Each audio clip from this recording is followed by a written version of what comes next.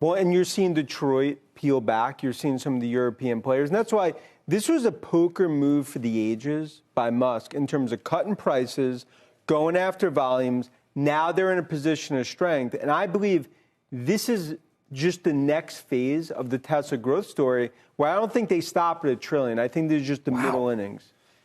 People love to hate on Tesla because I think they love to hate on Elon Musk. And I'll let people decide whatever they want out there, okay?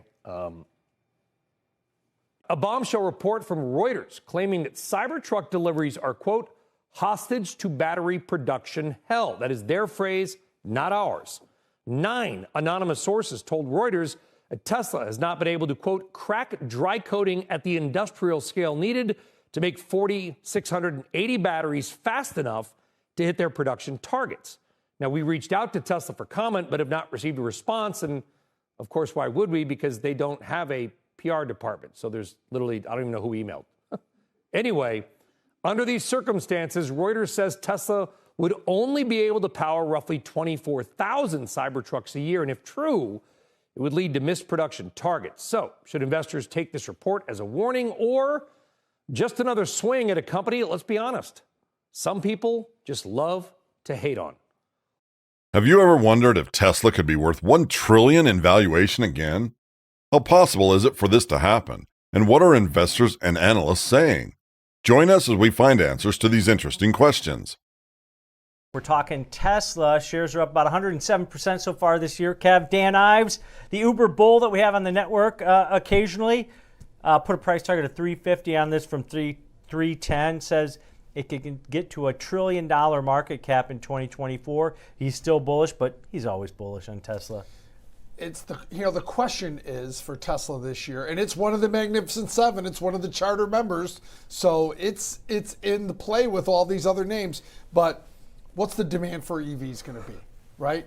Is it going to be enough? He's going to be the leader in EVs. Right. Is it going to be enough where he can get margins to go back up? Because, he's made his play to get market share. He's done damage. Remember, you're starting to see some mea culpas from some of the leading car companies, like pushing back. Ford was one. They're pushing back production. Switching to hybrids instead of pure EVs. Yeah. They're doing other things. So, but, what's the self-driving software going to be? Remember, that's $12,000 a car for self-driving, and people are paying it. So I think the problems are valuations. Does he continue to lower prices? They don't like that in the stock. Right. So you got to see some numbers. If the numbers show up in sales, then these price cuts and the competitive advantage he has will start showing up. Yeah, his margins have come down, but as I mentioned, they're still above the others like Ford, GM. In this space, Joe. But Kevin brings up a good point. Is this all going to be about the consumer still wanting electric cars at this point? Or, are they going to run out of money where they actually can't buy new cars? Is that going to be maybe a theme in 2024? Your thoughts here, Joe? I mean, it's a theme in 2024 for all the durable goods, right? I mean, the last print looked good today, but, it's something we have to kind of keep an eye on going forward. So, yeah, it's a story for Tesla, but it's a story for all the automakers. The only difference is Tesla gets a monster multiple where the other ones don't. I mean, that's the bottom line, right? Because of their first mover multiple that they get. It's going to be an interesting story. Dan Ives, as you mentioned, his call for the upside. I think it really comes down to the health of the consumer, because I do believe that there is still demand for the EV products, and a lot of it's going to come down to the demand in China and how much of the recession that we saw in China, that kind of deep recession, are we on our way out of it? Right now Tesla's already starting to raise prices in China, and they've seen some steady demand in this region. I think that they've kind of taken the steps that they needed to kind of squash competition here with the price cuts. And, now we got in an area where you talked about those margins, right? Gross margins, they did decline from 27% in June 22 down to 19% in October of this year. So, they pushed them down, they squeezed out competition, and can they stabilize prices at these levels? And then kind of get back into that above 20% gross margins. I think if they can do that, and if that's a story for 2024, then the company and the shares could do very well. Yeah, and I like the point that Kevin brought up, licensing, right? full self-driving, that is going to be a product they're going to be able to license. They're already getting all the other OEMs to get on their supercharger network also. Yeah. So maybe, that those are high margin businesses. Can you imagine if you told Ford and General Motors and Stellantis 19% margins? They'd be like, oh my God, they love 19% margins. Tesla has a unique market dominance and innovation that sets it apart from other car companies. The automaker has become synonymous with electric vehicles, pioneering the industry and capturing the public's imagination. With an unwavering commitment to sustainable energy and a laser-focused approach to innovation, Tesla has consistently pushed boundaries and set new standards, all which have positioned it to be a prominent car company, and its stock representing the best and most lucrative of all other EV makers globally. However, despite this growth, stock investors and host of the Mad Money Show, Jim Cramer, does not believe that Tesla can be worth up to $1 trillion. According to him, Tesla will have a tough year going forward and probably won't do well in 2024. But could he be right? What is the possibility of Tesla reaching $1 trillion in valuation again? Let's find out. People love to hate on Tesla because I think they love to hate on Elon Musk. And I'll let people decide whatever they want out there, okay?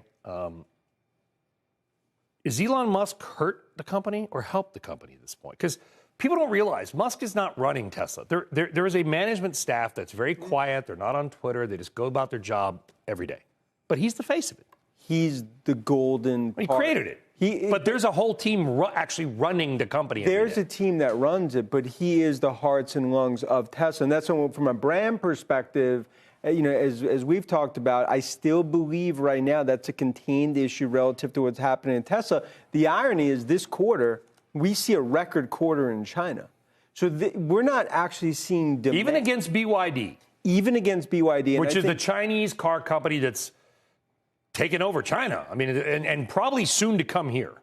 Soon to come here. But in China, they've held their own. And I think this is going to be actually a record quarter from a China perspective. I think we go into this next year, margins increase, they gain share, and now full self-driving, I'd argue the AI piece could be $75 per share. And I think that's what we're going to be talking about 1-2 years from now. Tesla is not only an EV company, but also an AI company and an energy company as well.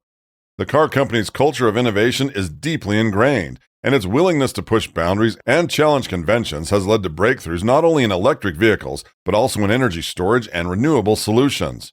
The automaker's roadmap includes the Cybertruck, the expansion of its charging network, as well as the continued advancements in autonomous driving technology. And we think all of these are potential catalysts that can push the company's valuation to $1 trillion. Hello, everyone, and welcome back to Tesla Tomorrow. In 2021, Tesla became the 6th company in U.S. history to be worth $1 trillion, and also ranked number 5 in terms of the most valuable companies in the S&P 500. At the time, shares of the automaker popped more than 12%, closing at about $1,025. This fantastic achievement was boosted by 2 spots of good news. First, Hertz announced a record order of 100,000 Teslas for its fleet. And second, influential Morgan Stanley auto analyst Adam Jonas raised his price valuation on Tesla to $1,200 a share. That hefty one-day gain put Tesla just over the $1 trillion mark, a market capitalization that was less than half that of Apple, the most valuable company in the world at $2.5 trillion at the time, and Microsoft, which was worth $2.3 trillion. And who knows, maybe this is about to happen again. Tesla is one of the world's most valuable companies and, as of 2023, is the world's most valuable automaker. Its potential for a massive valuation in the future is undeniably captivating, and investors recognize that Tesla is not just an automaker, but a driving force behind the transition to a sustainable future. This recognition, combined with Tesla's continuous revenue growth, market share expansion, and technological advancements, fuels investor confidence and contributes to the company's potential for a massive valuation in the future. While there are analysts like Jim Cramer who do not believe that Tesla will return to the $1 trillion club anytime soon, we think there's a strong possibility for this. Before we continue, if you like this type of content, make sure to hit that like button, subscribe to our channel, and turn on notifications to stay up to date on everything happening with Tesla. Mark Fields. Mark, good to have you back on. What's your take on this Reuters report, other than manufacturing is hard? Yeah, well, manufacturing is hard. And to your point, listen, I think anytime you're introducing a new technology, you're going to go through teething pains. You're seeing it, for example, with GM and trying to scale their Ultium batteries. They're having lots of problems. That's why they haven't had a lot of production. So in Tesla's case, they're actually implementing obviously some new technologies here. As you said, it's a dry technology versus a wet. And I think Musk during his launch of the Cybertruck, which are going to use these batteries, what they call these 4680 batteries, he said, hey, listen, we're not going to be ramped probably until fully ramped until mid 2025. So I think he's kind of set some expectations. But I think, Brian, the more important thing is for them to make their 250,000 unit capacity production run at rate in 2025. It's like a 10x increase in their battery production today. That's very, very aggressive. But, they got time to do it. We'll see if they're able to. But at the end of the day, every automaker is going to be struggling with these issues. We've seen other automakers struggling with them. And, Tesla, at the end of the day, is a technology and battery company. So when they get through this, they'll be in a pretty good competitive position. But right now, it's tough scaling new technology. Yeah. It's tough going from the lab to production. Toyota just had a 1 million car recall due to airbag issues. It got, you could find articles, but it didn't get a lot of attention, right? Relative to everything that happens with Tesla, gets a ton of attention. And you obviously know, Mark, that it's probably because of the founder, Elon Musk. Do you feel like Tesla does get an outsized amount of interest? One way to assess whether Tesla can achieve this growth rate is to look at its expected earnings and valuation multiples. To estimate how Tesla can reach $1 trillion in valuation by 2024, we can try determining Tesla's market cap through the outstanding shares and share price. So assuming Tesla's outstanding shares remain constant at about 3.2 billion, the company would need to increase its share price to about $312.50 by the end of 2024, which implies a compound annual growth rate, or CAGR, of 11.1%. While this is lower than Tesla's historical CAGR of 69.2% from 2019 to 2023, it is still higher than the average CAGR of 10.6% for the S&P 500 index from 2010 to 2020. We believe that for Tesla to reach $1 trillion in valuation by 2024, it just has to meet or exceed its earnings expectations and maintain its premium valuation multiple. Already, the automaker is largely responsible for bringing the electric vehicle into the public eye by introducing the Roadster as a potential option for buyers with sufficient battery range, speed, and acceleration. And also, the car company has a full lineup of somewhat affordable EVs for consumers, causing most legacy automakers to start scrambling to catch up. Similarly, its superchargers could potentially bring more people to start buying Tesla cars, especially since the automaker has opened up its fast-charging network to other EV makers. And then there is AI. There is a recent market frenzy for all things artificial intelligence that has further fueled an already buoyant sentiment for technology, and Tesla, being an AI company, is set to benefit from this. Already, Tesla bull and CEO of ARK Investment Management, Cathie Wood, has described the company as the biggest AI play, which will help its stock price rise to about $2,000 in 2027. Without that AI push, Wood expects the stock to be worth only about $400 by the same time. Several other recent happenings have also proven that the sky is just the starting point for Tesla in terms of valuation.